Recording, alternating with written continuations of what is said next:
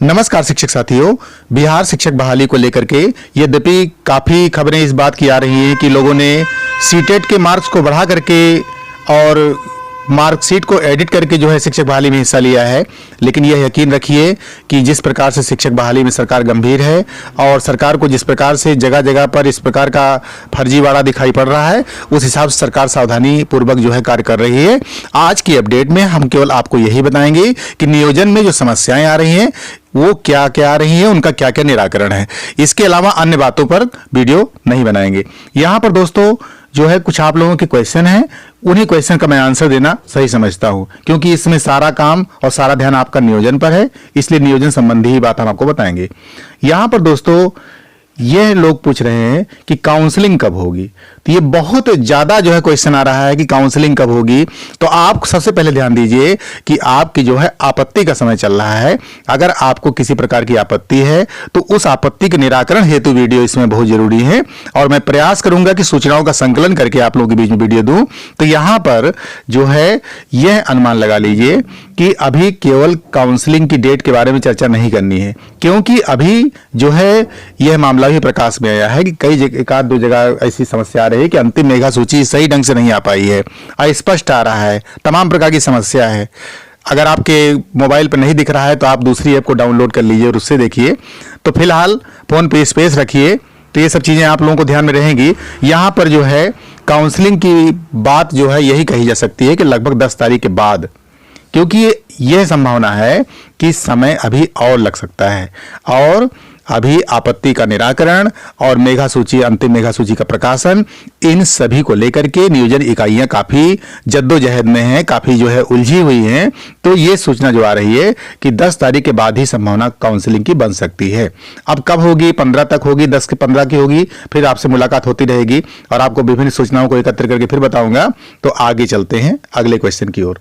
दोस्तों जितने क्वेश्चन आपके आ रहे हैं, यहां पर कई शिक्षक अभ्यर्थियों ने यह मांग की है कि नियुक्ति पत्र से पहले सर्टिफिकेट की जांच होनी चाहिए, क्योंकि तमाम फर्जीवाड़े की खबर आकर के शिक्षक अभ्यर्थियों को ऐसा लग रहा है कि इसमें कहीं फर्जी लोगों का हो गया तो हमारा जो है नहीं हो पाएगा।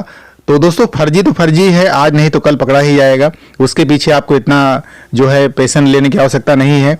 और आपत्ति चल रही है, और आपत्ति में आप जितनी तरीके से हो सके, जितनी सही तरीके से हो सके अपनी आपत्ति को दीजिए। अगर आपको लग रहा है दोबारा भेजिए उसको, आपत्ति को। अगर आपकी करेक्ट फाइल आ रही है तो आपको निश्चित रूप से आपकी जो है ऐप की प्रॉब्लम है या नेटवर्क की प्रॉब्लम है, तो फाइल अगर कहीं की भी करेक्ट आ रही है तो उसको जो है दोबारा डाउनलोड करने का प्रयास सही ढंग से कीजिए और दूसरे ऐप से करिए, तो आपकी डाउनलोड हो जाएगी। ये पूरा विश्वास है, ऐसा अभ्यर्थियों ने किया है। तो यहाँ पर और अगले प्रश्न की ओर चलते हैं। दोस्तों यहाँ पर जो है मेगा सूची की बात मैंने बताई कि लगभग जो है सभी जगह की अंतिम मेगा सूची आ चुकी है। तो मतलब अभी फिलहाल है कंप्लेन, कई जगह से ऐसा आ रहा है कि नहीं आई है, लेकिन लगभग मैंने शब्द का प्रयोग किया है। मान लीजिए कि 85%, 90%, 95% जो भी लगता हो, अभी इसका कोई आंकड़ा नहीं आ रहा है क्योंकि मेगा सूची निकलती ही जा रही है। तो इसलिए जो है ये नहीं कहा जा सकता कि अंतिम मेगा सूची कब आएगी, लेकिन मेगा सूची जो है लगभग आ चुकी है। तो अगर सबकी आ जाती है मेगा सूची तो मान के चलिए 10 तारीख के बाद, यानी 10 से 15 के बीच में काउंसलिंग की डेट आ सकती है। बाकी बिहार सरकार जाने की वो कब काउंसलिंग करेगी। और यहां पर आप लोग जो है अपने ऐप में भी देखिए। यहां पर एक बात मैं और बताना चाहूंगा कि जो विशेष रूप से प्रारंभिक शिक्षक सेवा नियमावली 2012 और उसमें जो संशोधन हुआ है, उसमें बिहार के नियोजन सर सेवा नियमावली के अनुसार जो है न्यूनतम योग्यता के संबंध में कई लोगों ने पूछा है। तो उसका मैं एक पत्र मेरे पास 12/9/2019 का पड़ा हुआ है। मुझे ध्यान नहीं आता कि इसके बाद कोई संशोधन हुआ है, अगर उसके बाद कोई संशोधन हुआ होगा तो आप जानिए, लेकिन 12/9/2019 का डॉक्टर रंजीत कुमार सिंह का पत्र है, जिसको आप पूरा पढ़ लीजिए। दोस्तों वीडियो को बड़ा करना यहाँ पर मेरा उद्देश्य नहीं है, क्योंकि कई बातें आपसे भी और करनी है। तो 12/9/2019 के इस पत्र में क्या लिखा है इसको मैं बता देता हूँ। इसमें लिखा है कि शिक्षक पात्रता परीक्षा नई दिल्ली द्वारा ली जाती है, जिसके तहत 60% जो है अंक अभ्यर्थी को प्राप्त होना चाहिए। राज्य सरकार अपनी आरक्षण नीति के अनुरूप उक्त न्यूनतम अंक को आरक्षित कोटि के अभ्यर्थियों के लिए आवश्यकता अनुसार कम कर सकती है। यहाँ पर इसके आलोक में जो है पत्रांक 746 में शिक्षक पात्रता परीक्षा की उत्तीर्णता हेतु राज्य शिक्षा शोध प्रशिक्षण परिषद के निर्धारित मापदंड के अनुसार अनुसूचित जाति, अनुसूचित जनजाति, महिला, दिव्यांग कोट के उम्मीदवारों के लिए 55% अंक जो है आवश्यक किया गया है और पूर्व में सरकार के स्तर से लिए गए निर्णय के अनुसार ही शिक्षक नियोजन हेतु यह छूट सीटेट उत्तीर्ण अभ्यर्थियों की कोटि पर लागू होगी। तो इस पर जो है कोई संदेह ना रखें और यहाँ पर जो है इस पत्र को आप अच्छी तरह से पढ़ लीजिए और आवश्यकता पड़े, अगर आपको लगता है कि इस पत्र की आवश्यकता है तो आप इसका स्क्रीनशॉट भी मैं दे रहा हूँ। यद्यपि ये विभिन्न व्हाट्सएप ग्रुपों से में घूम रहा है तो आप लोगों को मिल गया होगा, लेकिन अगर नहीं होता है तो आप इसका स्क्रीनशॉट ले लीजिएगा और यहाँ से जो आपकी मतलब की चीज़ है तो फिलहाल जान लीजिएगा 55% जो है न्यूनतम अंक यानी न्यूनतम अर्हता जो है इसमें रख दी गई है। तो यहाँ पर जो है ये 5/7/2019 की अधिसूचना के अनुसार ऐसा किया गया है और यहाँ पर बिहार शिक्षक सेवा नियमावली 2012 के आलोक में संशोधन करके ये संशोधित जो है आपकी विज्ञप्ति दिखाई जा रही है। दोस्तों, प्रश्नों की श्रृंखला में और आगे बढ़ते हैं। यहाँ पर और भी बात हो सकती है कि यहाँ पर तमाम प्रकार के प्रश्न अभ्यर्थियों के सामने जैसे से जो है आपत्ति का समय आ गया है, वैसे वैसे ही जो कैंडिडेट हैं कुछ कैटेगरी की प्रॉब्लम में बता रहे हैं। तो यहाँ पर आरक्षित वर्ग में जो है कुछ लोगों ने कहा है कि आरक्षित वर्ग और सामान्य दोनों में उन्होंने जो है दर्ज किया है। दोनों में उन्होंने जो है नियोजन इकाई में जो है सामान्य वर्ग और आरक्षित वर्ग दोनों के वर्ग में उन्होंने दिया है। तो दोनों में अंतर तो है, तो अगर मतलब ये अंतर के बारे में पूछ रहे हैं कुछ अभ्यर्थी।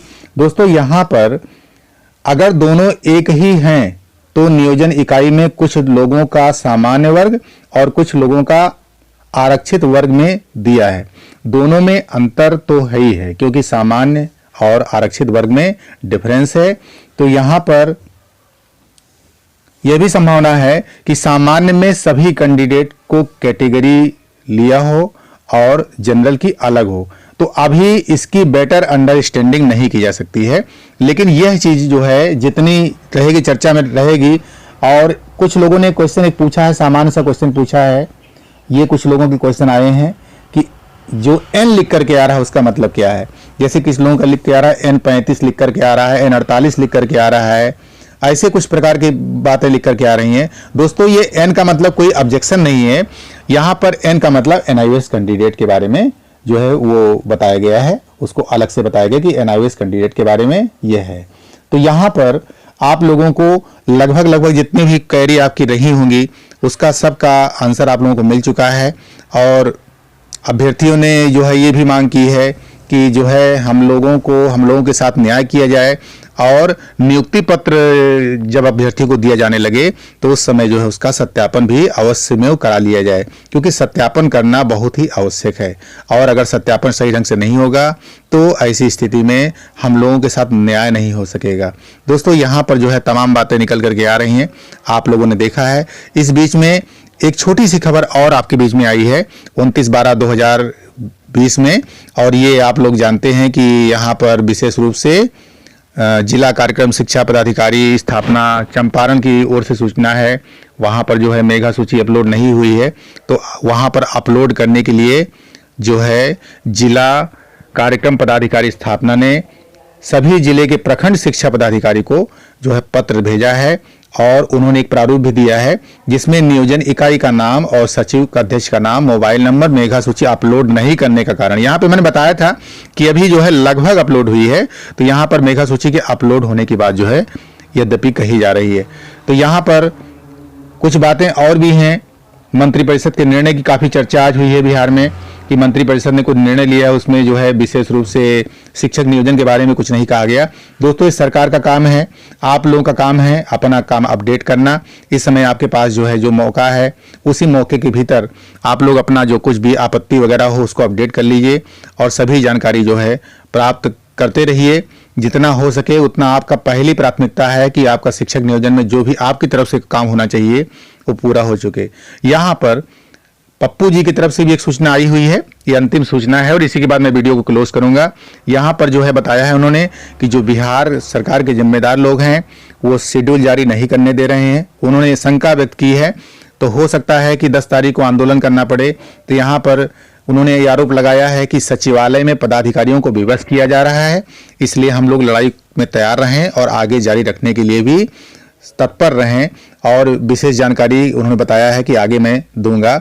और ये एनआईओएस डीएलएड शिक्षक संघ बिहार की ओर से पप्पू जी की जो है आरोप है, उन्होंने बताया है कि जो है इस प्रकार की समस्या है कि जो नियोजन है वो नियोजन में बाधा पहुंचाई जा रही है। और साथ में एक खबर है, मैं इसको बहुत प्राथमिकता से नहीं लूंगा, कि नौकरी के नाम पर लाखों की ठगी करने वाला धराया गया।